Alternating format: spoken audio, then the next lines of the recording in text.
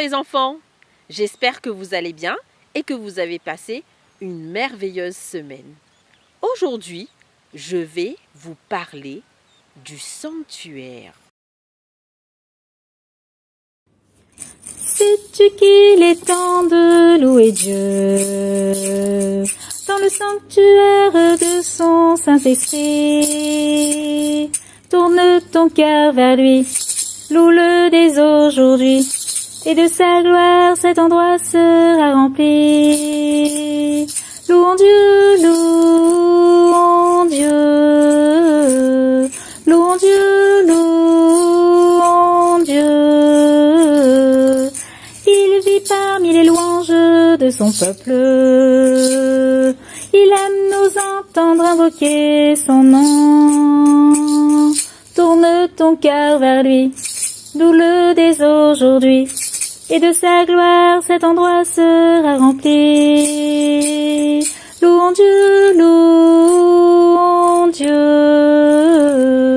louons Dieu, louons Dieu, louons Dieu, louons Dieu. Il y a longtemps, en plein désert, au pied du mont Sinaï, se dressait un tabernacle. C'est quoi un tabernacle? C'est une tente peu ordinaire, construite sur la demande de Dieu lui-même. Pourquoi Dieu a-t-il donné cet ordre? Ah, mon enfant, c'est à la suite d'une longue histoire bien dramatique. Je voudrais vous la raconter. Voulez-vous? Oui. Il était à l'origine un royaume où vivait une immense famille. Le père en était aussi le chef. Tout était merveilleux. On ne connaissait ni la guerre, ni la famine, ni les maladies, ni la mort. C'était le paradis. Le père veillait au bien-être et au confort de tous. Un jour, un des fils s'est mis dans la tête qu'il ferait un meilleur chef que son père. Cela se trouve dans Ésaïe 14, au verset 13 à 14. Tu disais en ton cœur, je monterai au ciel, j'élèverai mon trône au-dessus des étoiles de Dieu, je m'assirai sur la montagne de l'assemblée, à l'extrémité du septentrion. Je monterai sur le sommet des nues, je serai semblable au Très-Haut. Il convoite sa place et il accuse le Père aux yeux de ses frères de tyrannique, d'autoritaire, les forçant de lui obéir par tous les moyens. Apocalypse 12, au verset 4, il nous est dit « Sa queue entraînait le tiers des étoiles du ciel et les jetait sur la terre. Le dragon se tint devant la femme qui allait enfanter afin de dévorer son enfant lorsqu'elle aurait enfanté. » Le tiers des enfants ont cru, mais les autres, qui sont 2 fois plus nombreux, ont refusé de croire et ont considéré inacceptable cette histoire. Cette histoire s'est passée dans le ciel. Ce Père bon et généreux, c'était Dieu lui-même. Les enfants, ce sont tous les habitants, c'est-à-dire les anges. Et cet enfant rebelle, c'est Lucifer. Son nom signifie « porte-lumière ». Finalement, son nom est devenu Satan, qui signifie « ennemi de Dieu ». Pourquoi n'a-t-il pas tué Satan? Bah oui, pourquoi n'a-t-il pas tué Satan? Si en ce moment, le Père choisit de châtier l'enfant au pire, s'il choisit de le détruire, que vont penser les autres? Que le frère a raison. Au lieu d'avoir un seul Satan, tous les habitants du ciel seraient devenus des ennemis de Dieu. Et Satan, non content d'avoir ramené à sa cause une partie des habitants du ciel, va partir à la conquête d'autres royaumes. Nous pouvons le lire dans Job 1 au verset 7. L'Éternel dit à Satan, « D'où viens-tu » Et Satan lui répondit, « De parcourir la terre et de m'y promener. » Et les habitants de notre petite planète Terre vont manquer de foi vis-à-vis de leur Créateur et ils vont succomber aux paroles mensongères de Satan. Pourquoi Dieu n'a-t-il rien fait? Dieu va intervenir, car lui seul sait ce qui est bon pour ses enfants. Et il va nous montrer qu'il continue à nous aimer, même s'il n'approuve pas toujours ce que nous faisons. L'homme a brisé cette relation d'amour entre lui et Dieu. C'est Dieu qui va faire le premier pas pour une réconciliation. Et nous voyons cela plus tard, lorsque le Messie viendra pour résoudre le problème du péché par le tabernacle. Dieu révèle à l'humanité le plan qu'il a conçu pour réconcilier l'homme avec lui. Tout dans le tabernacle nous parle de la relation d'amour entre Dieu et son peuple, de ce qu'il a fait, de ce qu'il fait et de ce qu'il fera pour nous. Il va entreprendre quelque chose de formidable pour montrer à l'humanité qu'il est le seul et unique Dieu, le créateur de tout l'univers, et qu'il n'y a aucun autre Dieu qui puisse nous délivrer de la malédiction de la mort. Le Créateur choisit de devenir le sauveur de l'humanité.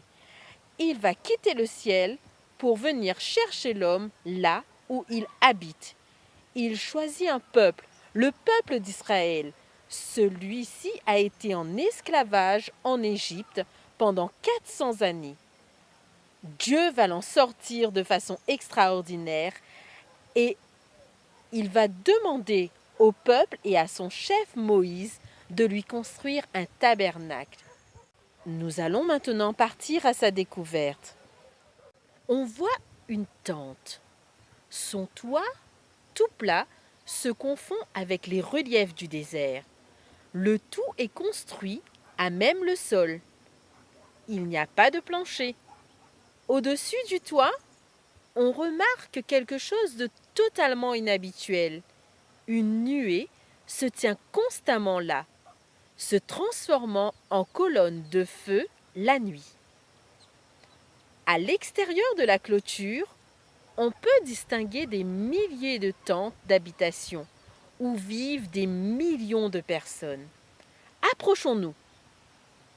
On traverse le camp et on arrive au niveau de la clôture. Le tissu de fin lin blanc est soutenu par des crochets et des tringles d'argent fixés à des colonnes plantées dans des socles de bronze. La hauteur de la clôture est de 2,50 m et sa longueur de 135 mètres. On pénètre par l'unique porte dans le parvis.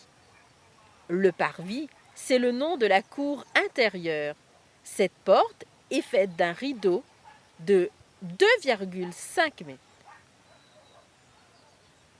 brodé de fils bleus, rouges, blancs et pourpres. Cette cour a une forme rectangulaire, long de 50 mètres et large de 25 mètres. C'est ça la maison de Dieu? On l'appelle la tente de la rencontre. Dans Exode 25 au verset 8, il nous est dit « Ils nous feront un sanctuaire et j'habiterai au milieu d'eux ». C'est le lieu où Dieu a choisi pour rencontrer l'homme. Dans le parvis, l'autel des sacrifices, c'est un feu qui brûle jour et nuit. Ensuite, nous pouvons voir un grand bassin, tout de bronze, toujours rempli d'eau. Il y a de l'eau dans le désert? Je vous expliquerai plus tard comment ils ont toujours eu de l'eau. Pénétrons à l'intérieur de la tente. On passe par une porte faite de la même façon que l'entrée principale. Un rideau brodé des mêmes 4 couleurs. On distingue alors une première pièce qui contient 3 meubles. À droite, une table recouverte d'or pur, où sont posés du pain, du sel, de l'huile et de l'encens. Et où il y a aussi de la vaisselle.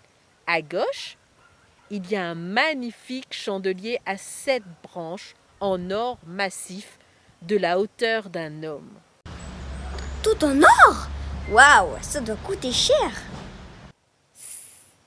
7 branches sont en réalité 7 lampes à huile où brille une lumière jour et nuit.